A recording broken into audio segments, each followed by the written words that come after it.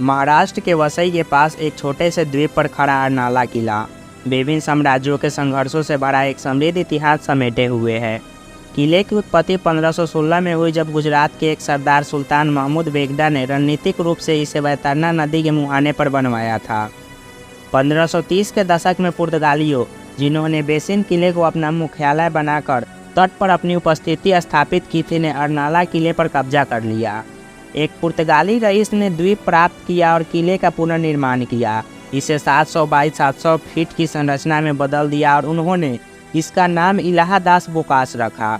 जैसे ही 17वीं सदी के अंत और 18वीं सदी की शुरुआत में मराठा संघ सत्ता में आया, उन्होंने मुगलों के प्रभुत्व को चुनौती दी।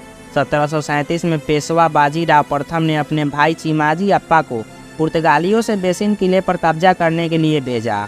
अपनी नौसेना के लिए अर्नाला के रणनीतिक महत्व को पहचानते हुए शंकर जी पंत के नेतृत्व में मराठों ने प्रारंभिक हमला किया, लेकिन बेहतर पुर्तगाली नौसैनिक बल के कारण हार का सामना करना पड़ा।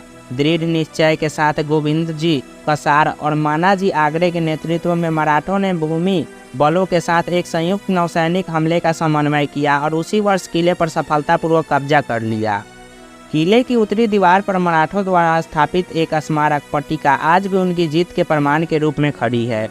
प्रथम आंग्ल मराठा युद्ध के दौरान अंग्रेजों ने 1781 में अर्नाला किले पर कब्जा कर लिया।